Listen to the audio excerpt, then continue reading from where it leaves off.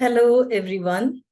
I welcome you once again to our discussion on Gitanjali Shree's novel, Tomb of Sand. And today we will be talking about part 3 of the novel. In the first part of our discussion, we talked about the cover and the painting and the cover having a lot to do with what things happen in the story.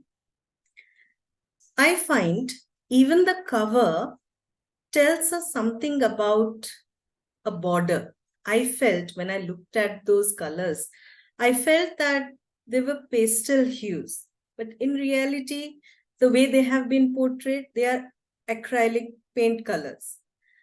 So, I found that there was this border, a boundary between two kinds of hues, pastel hues and acrylic colors, which the cover crosses, or, the border becomes porous. So I think this crossing borders, transgressing borders, is a central theme of this work. And part 3 begins with a chapter which tells us so much about writers who have written about partition, about actors who have played characters who are affected by the horrors of partition.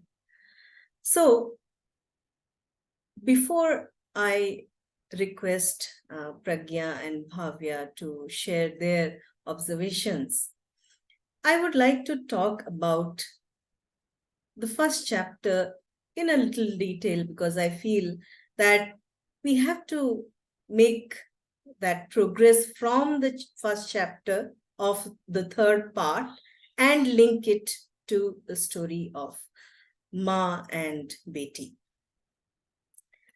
So I would draw the attention of the audience to this sentence. Here we are at Vaga, where the tale is drama and the story is partition. The tale is drama and the story is partition. There is already a difference made between tale and story, though we use those terms interchangeably often, but there is a subtle difference. A story involves a main character who pursues a specific measurable goal, a character moving towards a fixed goal, and the goal is important. Whether the character succeeds in his or her pursuit or not, that would be the subject matter or the focus of a story. A tale, however, involves a series of events that might or might not be related to an overarching goal. So whatever else happens in that narrative is as important as whatever concerns the main character in a tale. That's what I have read somewhere regarding the difference between a tale and a story. So if the tale is drama and the story is partition, so now we know where to situate the character in that drama that we see unfolding and reaching towards its end in part 3. However, the story is partition. It is a partition story. We have been talking about it since day 1 of our discussion. But the interesting thing is the question that is asked by the author here in the first chapter of part 3. Is every story really a partition tale? Is every story on earth, is it a tale of partition? If we understand partition not as a historical event, but as something that is related to the act of dividing, divisions, fissures. If we think of partition in that sense, then I would say any conflict in a story is related to the idea of partition. It's as much about divisions as it is about crossing the borders to merge those divisions. The conflict and the resolution in a story would be linked to the idea of partition. I find it really interesting the way this chapter puts partition writers and actors together, and there is a dialogue going on, and it seems that they are, on stage performing something together, but suddenly that agency in performance is taken away from them, and they are, at a loss as to what is happening about them, and what is exactly their role in that crowd and the action that the crowd is involving itself in. So I find it's a very interesting way to begin the third part. And I would say this chapter is very important for all those who are doing research related to Indian partition, because it gives us a lot of references to writers, especially Hindi writers, who have written about partition and the effects of partition on villages, mostly, small places, not big narratives, but something like Intizar Hussein's Basti. It is a story that tells about Zakir, a professor of history, who has that intense feeling of alienation or discomfort or uneasiness when he crosses the border and is a migrant in a new country.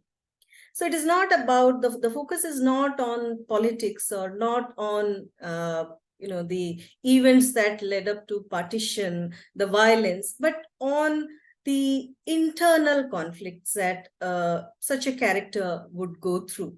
And this internal conflict is actually linked to the first sentence of the second chapter, because how Gitanjali Shri connects all this with the story of Ma and Beti. When the second chapter of this part begins, the question asked is, what would a minor character, a common man, what would be his or her role in the big narratives of partition?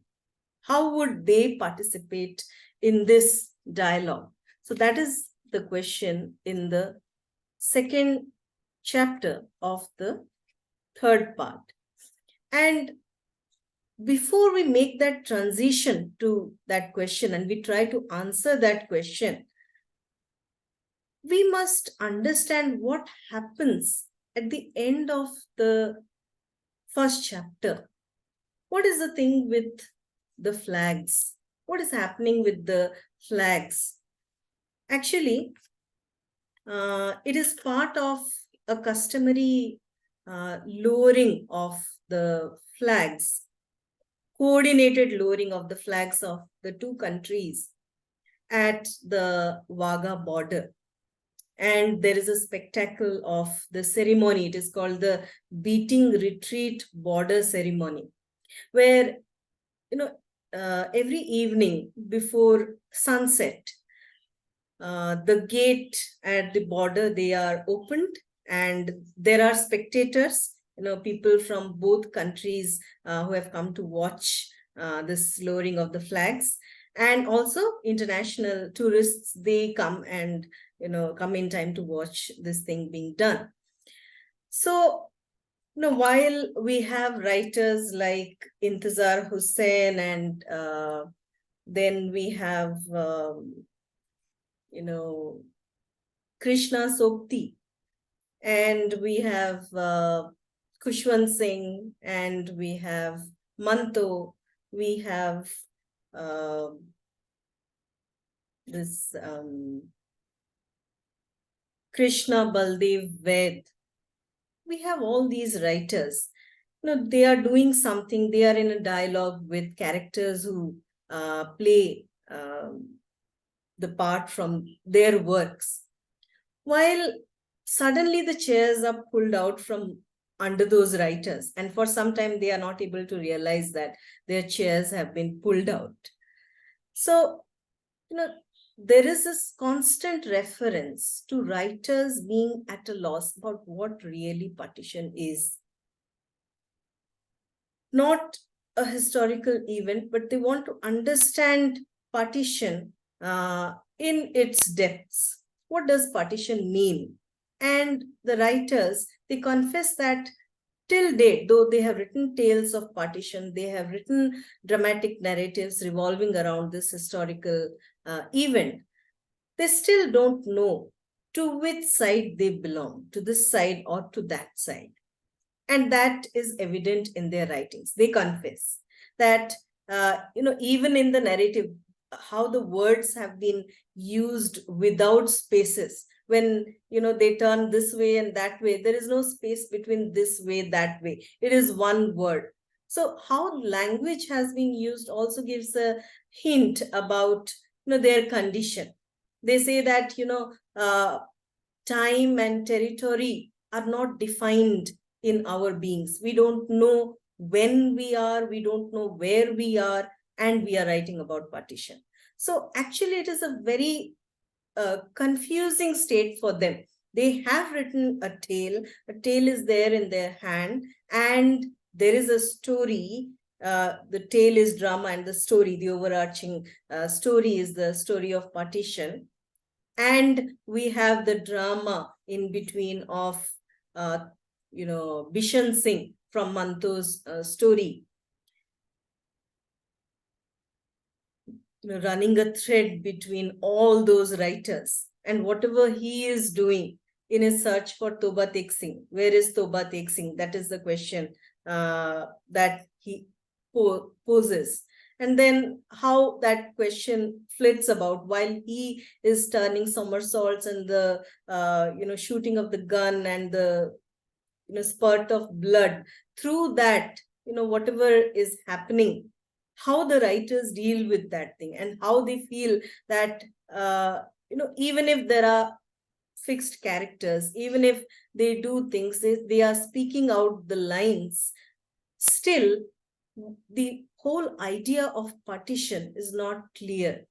They don't know that they should cross the border and go to the other side, or should they remain on this side? That's not clear. So it's like, where does a book travel, or does a book have a territory? That question also is asked through the way this whole chapter is portrayed. So then the spectators, they are on the stage,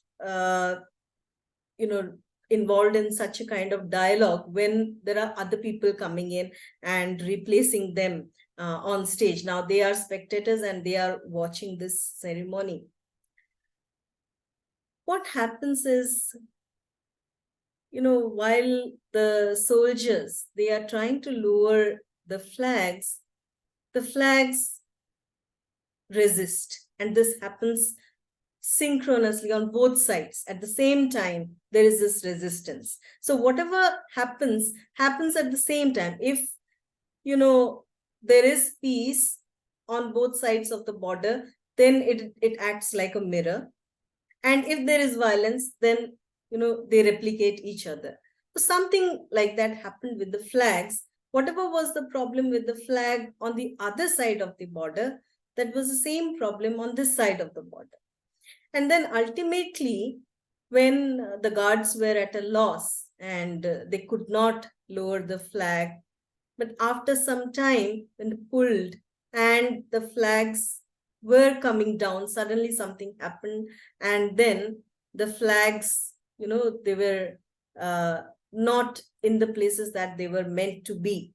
And it is interesting the way the chapter says that there would be no historical record of whatever happened there that day. The spectators were shocked to see, that such a ceremony would go wrong. And even at the political level, there were calls, and people came, important people, they came to that spot to see how could this mistake happen. And then there are no records about it. There are no records about it, obviously, because they could not afford to have it recorded and reveal this thing to the public. So this was, this incident didn't leave a mark on history. But then there is this line that probably a researcher would dig into affairs and one day would find out that such a thing happened, and one day people would know that such a thing happened. And there the first chapter ends. So I want to ask how this whole discussion of so many books like Zindagi Nama by Krishna Sobti, and then The Broken Mirror, it's by Krishna Baldev Ved. So many narratives of partition, they have been discussed. Toba Tek Singh by Manto. From, such a wide picture, how can we immediately come back to the story of Ma and Beti, and where do they figure in this tale of partition? I would like to stop here and hand it over to either Pragya or Bhavya, whoever wants to take it up from here. You raised interesting questions, Shatarupa. It almost serves as a a jolt or a jar to the readers that okay, a narrative was going on. Ma took a momentous decision to cross the border to go over to Pakistan, and for the others, for those who were responsible in bringing this about, for them, they did not know Ma was going home. They just thought, okay, it is an old woman's last wish, a whim almost. They did not know Ma was going back to herself. There was a part of Ma that she was reclaiming when she was going back to Pakistan. And the first chapter of the third part, it almost serves to prepare us for something so momentous, so emotional, and so painful. If the first part of the book, if the first book is it is set in Bade's house, and the second in Beti's house, then the third is Ma's house. No matter how changed, how different everything is, she does go home. This is her territory in which she is most comfortable, most at home. And it is a very emotional and yet not so surprising scene where all her old neighbors, all the old acquaintances of her old narrow gully, they reclaim her. They say, "Arey, doctor ke ghar se aa gaye," and everyone is very excited to see her. And almost it's like, even though Beti is feeling so alienated, she's unused to this. She was not prepared, mentally prepared for the situation. She's also reclaimed as the daughter of a daughter who had left the place. And like here we see there's a stark question about why Beti was chosen as the companion of the protagonist. For Ma, it is understood, yeah, it is Ma's story. But Beti, who's so uncomfortable throughout, her discomfiture at her own home in part 2 kind of made sense. It is her home which has taken a new shape, a new form. But in the third part, she's at all not prepared for the turn that events would take. For her, she thought she was going home to revisit Rosie's memories. But here it turned out the she that Ma seemed to remember again and again happened not to be Rosie, but a Ma with whom Beti, Bade, and the rest, they were not even acquainted with her. It's not Prabha Devi, but Chanda, Anwar Chanda. And she's so shocked at Ma's memory, which makes me wonder why Ma did not tell her family about her past, why she did not feel that connection that she could confide in Rosie. But somehow instinctually she had understood that maybe her family would not accept her for what she used to be. She was like pan-Indian, part of an undivided India. And that discomforts her. She keeps on denying her mother's story. She says, oh, she must be delusional, it must be the result of an old age, which is why she's remembering things which aren't there. She keeps on trying to dismiss her mother's veracity, the veracity of her stories, of her memories. And she was not asked to be a part of this journey, this adventure, and she practically resents her mother after a point, to the point where she starts rejecting. She thinks back of KK, but she's rejecting this identity. She is not at all comfortable going with her. Her fear makes it difficult for her to connect, to sympathize, to realize the enormity of the question that her mother is asking. And in contrast to that, Ma had a different kind of relation with Rosie. So much of it was like a soul sister kind of thing. They did not have to talk much. They had this shared memory with them, which perhaps Betty will never be able to access. Even when she's confronted with the reality, she's unable to accept it. She spends most of her time thinking of ways to defend herself, rather than just embracing everything, like Ma. For Ma, truly it was like her last shout before dying. She did not have fear anymore because she could not afford fear. The past that she had rejected for so long, not rejected maybe, but which she could not afford to call her own, kind of became part of her now, because she chose to make it part of herself.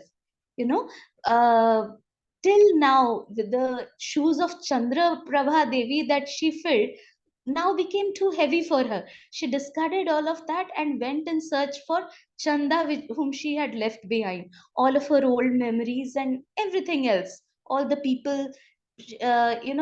This kind of recall, the reconnections, the pain that she got in looking back at her old home, it kind of justified the reason why she lived so long.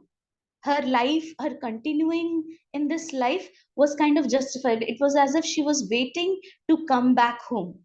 And that is what she managed to do in undergoing this momentous journey.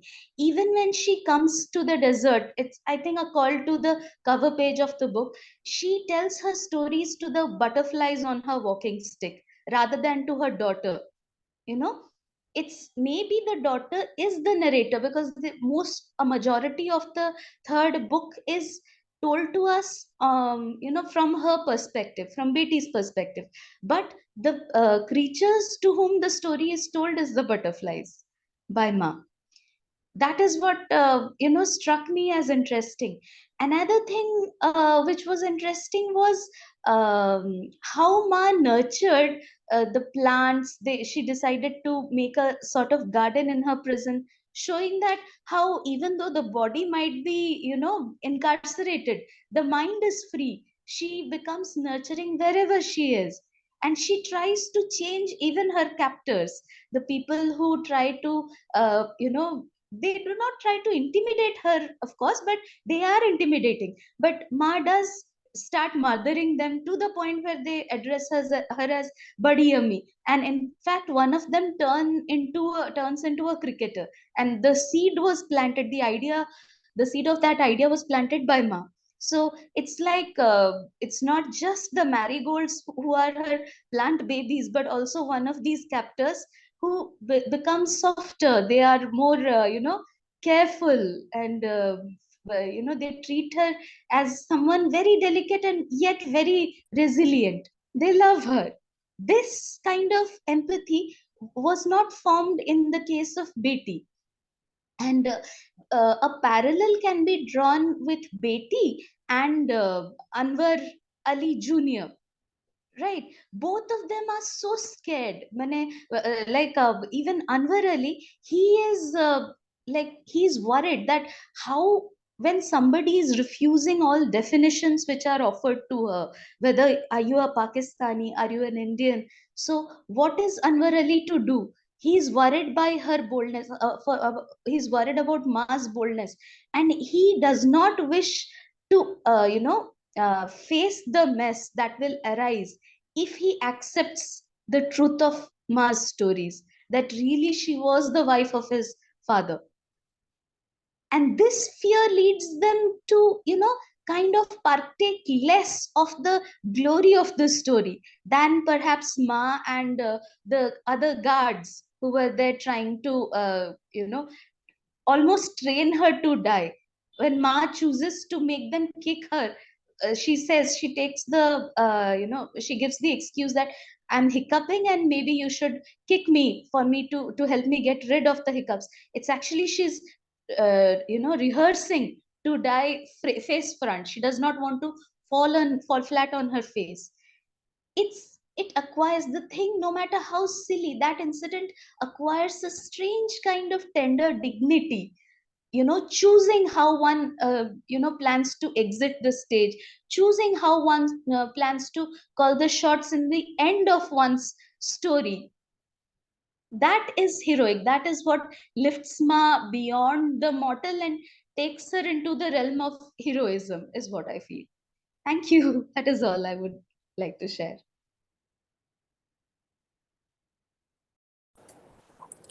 Thank you, ma'am. Um, Continuing from a very crucial question that you had posed as to why do we see the character of Betty as the companion to Ma when she is going to the other side of the partition. I think what the author is trying to bring into the picture is a kind of a role reversal which eventually happens towards the end of the novel. Just to give a context to the third part, it unfolds almost like a mystery to most of the readers. Ma is rising from her quote unquote tomb of sand, and she rises almost as if she's rising from a state of unconsciousness, and her journey she begins her journey to find her husband, and she goes to the other side of the border in the land of Pakistan. Now, it is interesting that she's so carefree, almost childlike, that she goes without any legal documents. She doesn't go with a visa. She doesn't go with any paperwork. But what she does go with is a heart of stone. And from then on, Ma and Betty, they begin their adventure in a foreign land, not foreign to them but foreign to the readers maybe, and it is not surprising that they'll end up behind the bars at Khyber. Now, I think Betty being the companion of Ma in the last part of the story is a re-questioning of the role reversal which is happening towards the end of the novel. um, many of the readers would question the kind of urgency and the need to go and look for one's companion at the age of 80. We know that Ma has been married at the age of 16, so she has almost spent a lifetime with this person.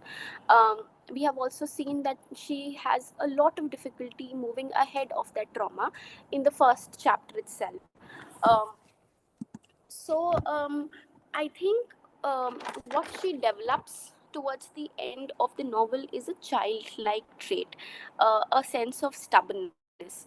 And this fact is something which is substantiated by the author herself in one of the interviews, where she says that she also does not know where is this urgency and the stubbornness is coming from.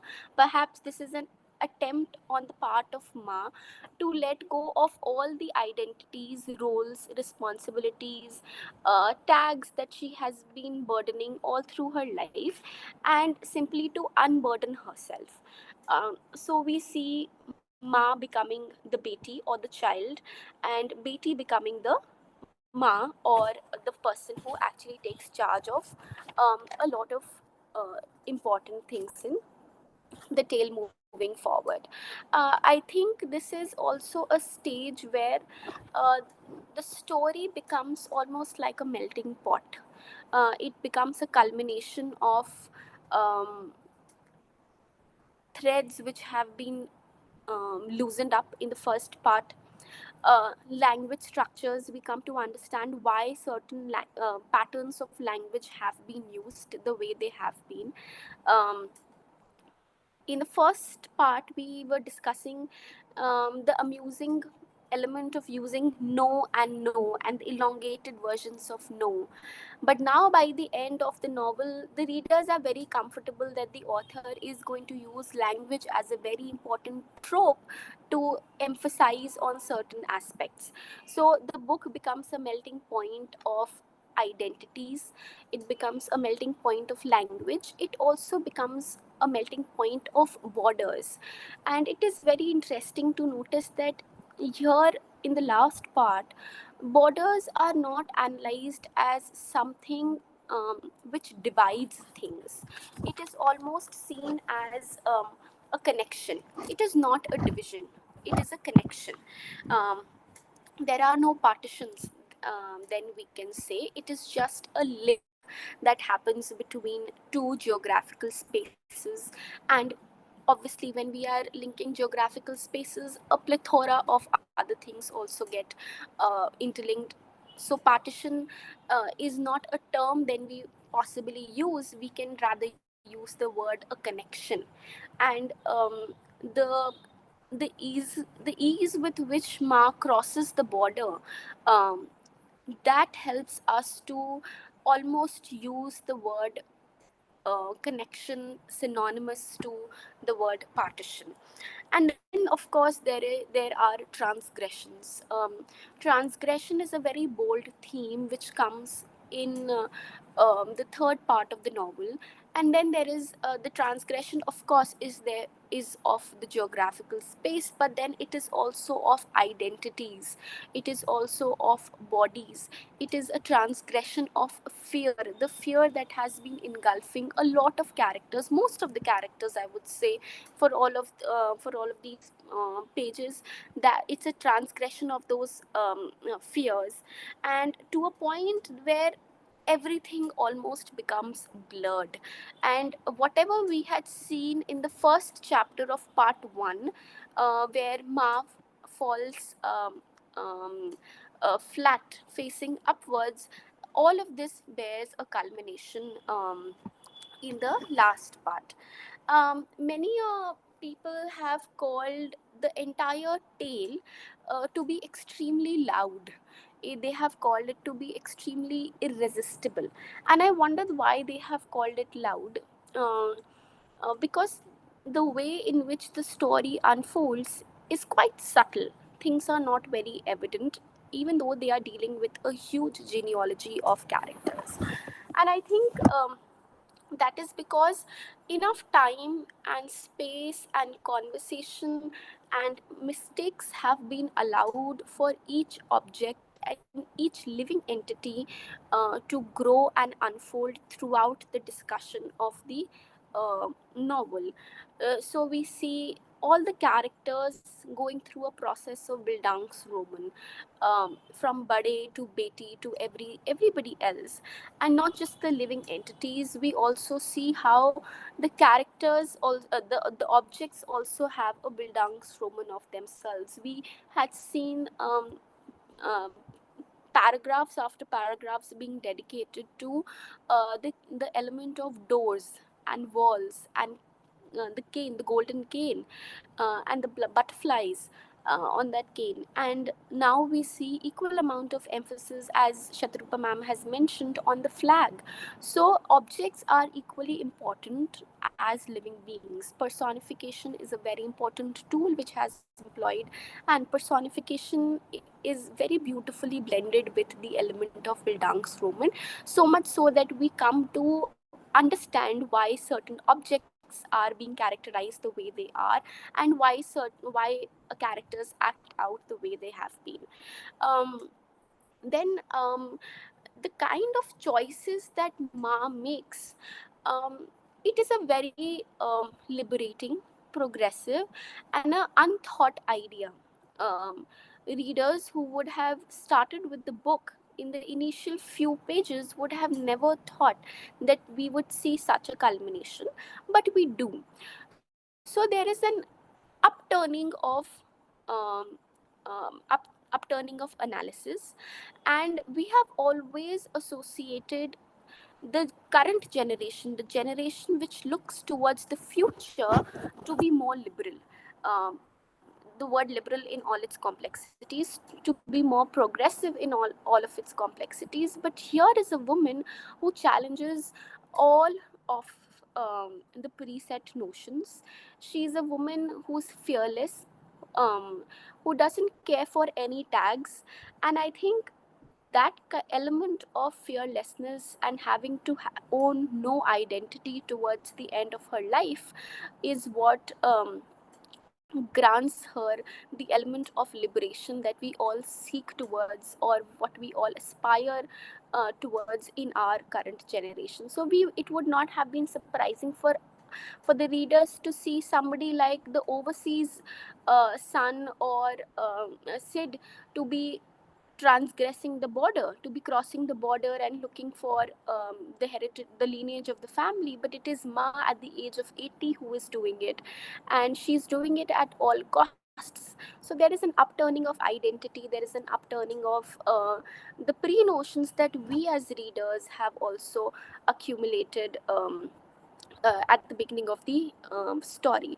So it is interesting that eventually the story is about death, but it is so full of life, it is so populous, it is so garrulous, and it has so many diversions, it has so many tributaries. It is as complex as, say, the geographical map the um, of the country itself, of India Undivided.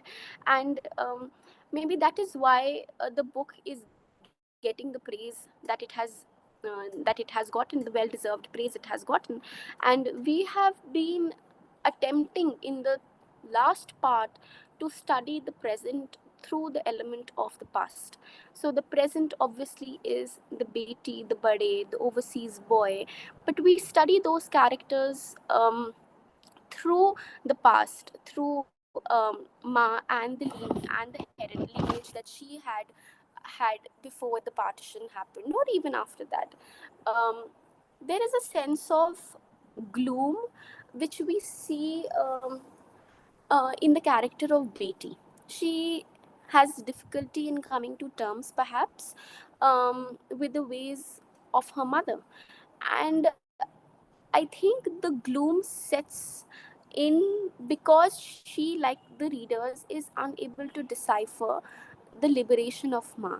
And the gloom eventually fades away when she understands that her mother, despite her age and despite her non understanding of the things how the modern world works, is much more liberated, liberal, um, and independent in body and mind that she would have had for herself. Ma, I feel, had set an example for the family, um, for many generations. And they keep referring to her in the first part when there was a retirement party of Bade. Um, and I think towards the end also, she continues to provide a very strong reference point of how life is to be lived fearlessly and without any tags, inhibitions, fears, so on and so forth.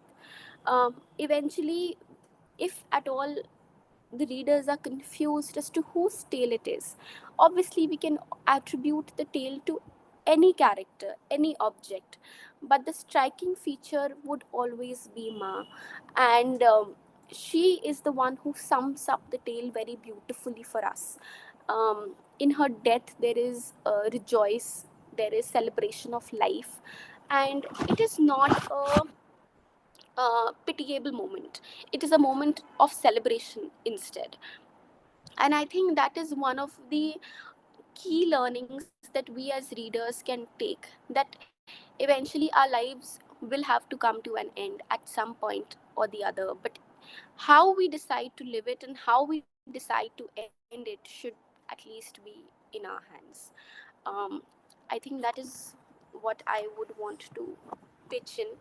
um, the book, as I had said in the first part itself, can be discussed over and over again, but for the paucity of time, we limit it to here, and perhaps again we can have a rediscussion on it whenever we wish to. Thank you. Thank you, Pragya and Bhavya, for your beautiful words, I would say. The way you talked about Ma and Beti in particular. Pragya talking about the silences of Ma, talking about why Ma was silent for such a long time. I think it is a reference to the silences of many partition survivors. Over the years, they have remained silent, and it is really very difficult for them to talk about those memories, even to their own families. Because, as you said, there is the question of, the family members not understanding them in the true sense of the word. And, they're breaking those silences could be likened to a dormant seed. I mean, it's dormant, but it's dormant for a reason, and it will not remain dormant forever. There will be a break in the seed coat, and there will be a sprout coming out. So I think that happened with Ma. And when Bhavya talked about, reclaiming identities, and there is this exchange between Ma and Beti in such a way that we feel Ma is Beti and Beti is Ma. That was something beautiful. And I feel that you answered the question with which I began. What does partition mean for a character like Ma, or someone like Beti? And as you rightly said, that for them, it was not a division, in the sense that it was a connection that they were trying to reclaim. And in this light, I would just like to come back to the first part, because I see a connection here. There is a mention of the writer Mohan Rakesh and his character Gunny. And the story is actually titled Custodian of Ruble. And it is, I think, a story of a chowkidar who had to, flee across the border at the time of partition. And after a long period of time, the chowkidar comes back from Lahore to Amritsar. And then the changes that are observed, and the reactions of people that are seen. But ultimately, the story ends when the person is taken to that particular house which he used to guard, chowkidar, and that is why the title is Custodian of Ruble. So there is this question: after the house was destroyed and its occupants killed, what remained to be guarded? So the story just ends there. But then we do have an answer to that question. What remains to be guarded is those memories, because they have a bearing on how identities are formed in the present. Because those who those who inherit that tradition of partition, of belonging to two nations suddenly after the partition was declared, that tradition of travel, that tradition of leaving homes, that tradition of suffering. So those who have inherited that tradition, those who haven't actually felt partition directly, but they are only the successors of that tradition, how for them how identity is defined. I think guarding this memory has a value in that sense, because it is not just about the identity of Ma in this novel, but it is also about the identities of her family members, as we see in the story that unfolds. So thank you for this wonderful session. And with this, we come to an end, at least, to this first part. I don't know if we are going to have another part, but as Bhavya said, there's always this urge to talk a lot about this novel. Actually, I started reading it as a PDF version, but it fascinated me so much that I got the book, and I thought that I would want to revisit the pages, and I would want to engage with the spaces that the narrative leaves when one reads so many pages. So it's such a kind of book where you would want to live in for a long time. So it was really a very nice experience reading Tomb of Sand, and we would like to go back to those lines again. So I would like to thank all our viewers for remaining with us till the end. And we wanted to record this on 29, but for some reasons we couldn't. So we are here today. And I would like to ask Pragya and Bhavya if they have something else to say. They can, otherwise we will wind up. Any last thought that comes to your mind? Anything that you want to say? I would love for the people who are listening to this to drop in ideas which can be triggers for further discussions on the book. And perhaps because I don't feel satisfied till now, because it's barely 3-4 hours we have dedicated to almost hundreds and hundreds of pages. I was reading one of the reviews of the book, and it said that the book is so all consuming that after having read 100, 200 pages, you still have so many hundreds to go. So it almost is like a warning and a promise at the same time that it is going to consume you. So if readers have thoughts, we can have a discussion on particular themes. Apart from partition, there are so many other themes. Yes. Definitely our readers will respond after this request by Bhavya. And now we wind up this session. Thank you and take care.